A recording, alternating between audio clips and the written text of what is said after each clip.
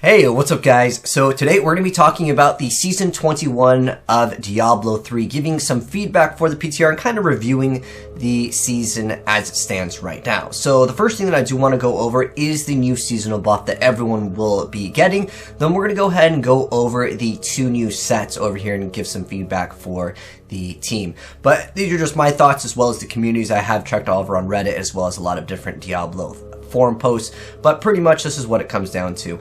First off, the seasonal buff over here that all characters will be getting, it doesn't really do enough damage. So basically every 2 minutes there's going to be something that activates. You'll see in just a moment over here we're going to be getting the twisters. Now the gameplay that I want to provide in the first gameplay here is going to be just on Torment 1. The reason why is because once you get up into the higher difficulties, the higher greater rifts, you really don't get that much damage out of them. But that's not the main problem with them. The main problem with them is that it's very hard to get them to actually hit the enemy because they have their own AI and they kind of just do whatever they want.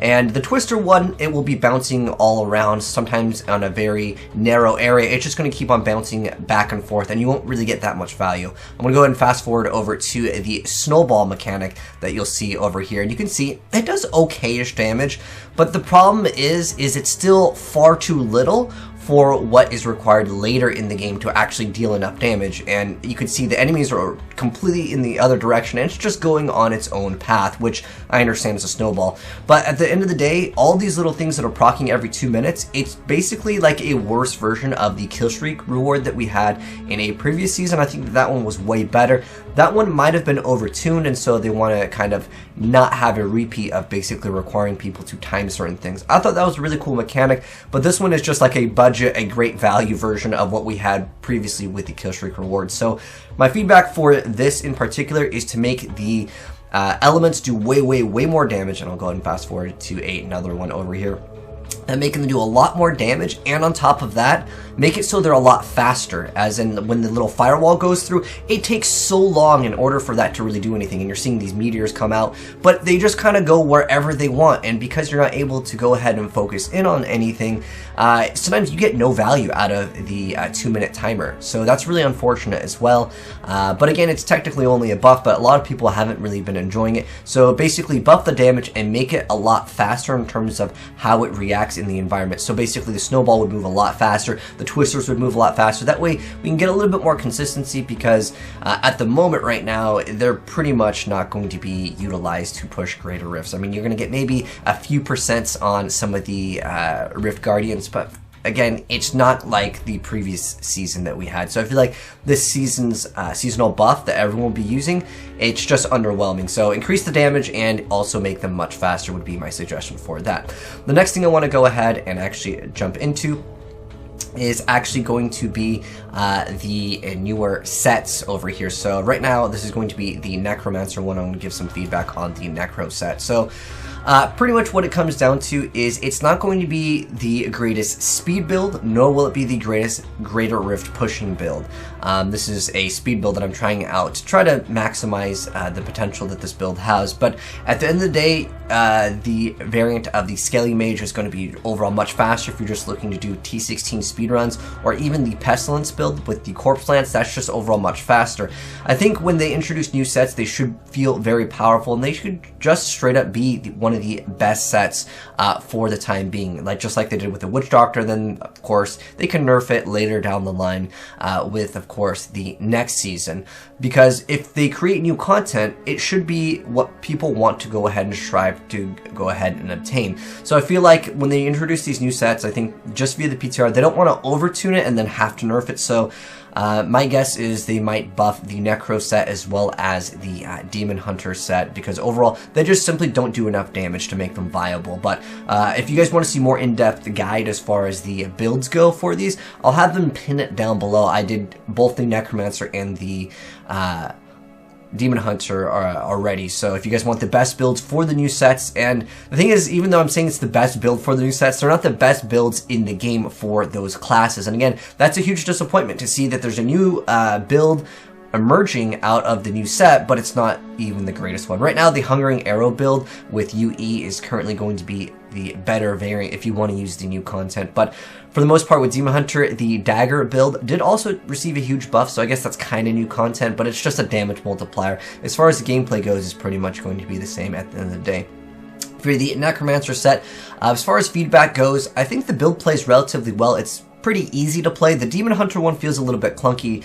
The resource management isn't the greatest when it comes down to the whole strafe mechanic, which we'll get into. But basically, as far as the Necromancer build goes, they can easily change this with a damage multiplier to make it much more viable in the game.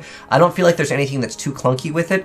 You do have to rebuild up your resource with Grim Scythe at the highest Greater Rift difficulties, and that's because you won't be one-shotting everything, therefore getting your devouring your essence. It just won't be that viable. But as far as the gameplay goes, it's pretty smooth overall. Necromancer did also get a huge buff with the latest additions, with one of the things that you'll be using in the shoulder piece to give you 50% extra damage reduction.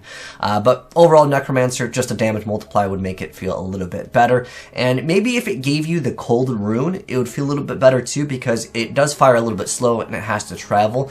And on top of that, you definitely want to go ahead and proc your Crispin sentence, so getting that ability to go ahead and slow the enemy can be a little bit better. There's also a passive with the Bone Prism that's quite great, that's kind of newer, that most people didn't use before because that wasn't really there. But my feedback for the Necromancer, just increase the damage multiplier. There is technically a new build that did emerge with the Corpse Explosion, but again, this is basically going over the new sets, because that's mostly what people go into the new season expecting to actually play for content.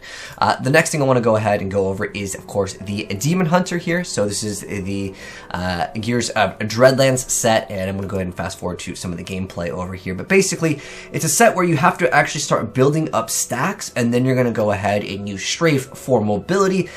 But technically, it's supposed to also give you some form of damage, but overall, the problem right now, there's a lot of bugs with a lot of the runes not working when you're strafing. So what's supposed to happen is your strafe ability is supposed to activate your primary attacks. In our case, it's going to be Hungering Arrow. There's also another build with Bolas, but it doesn't proc all of the runes correct, and it also doesn't fire very fast. You can actually get more value out of just casting your primaries when you're just using strafe for mobility at the end of the day, which you guys will see over here. So I'm going to go ahead and build up my stacks and then use strafe as our mobility to kind of get around the map a little bit faster. Also, strafe gives us some damage reduction. The main problem with this build is when you guys are looking at the stacks of Hungering Arrow over in the bottom, they go out very, very fast. I think doubling or tripling the duration would be great. The original idea of this build, and looking at what people have been saying on a lot of the Diablo forums, is it's too complex. And what it really comes down to is you're activating Hungering Arrow, or whatever primary skill that you choose. Hungering Arrow right now is going to be much better than the Bola because of the multiplier. It's just way, way, way higher. But as far as the Bola build, it's kind of cool, but the main problem is that you don't get to keep your stacks long enough, and the more stacks you have, that's going to be determining your damage. And while you are strafing, it will automatically cast your Hungering Arrow, whatever primary skill that you last used.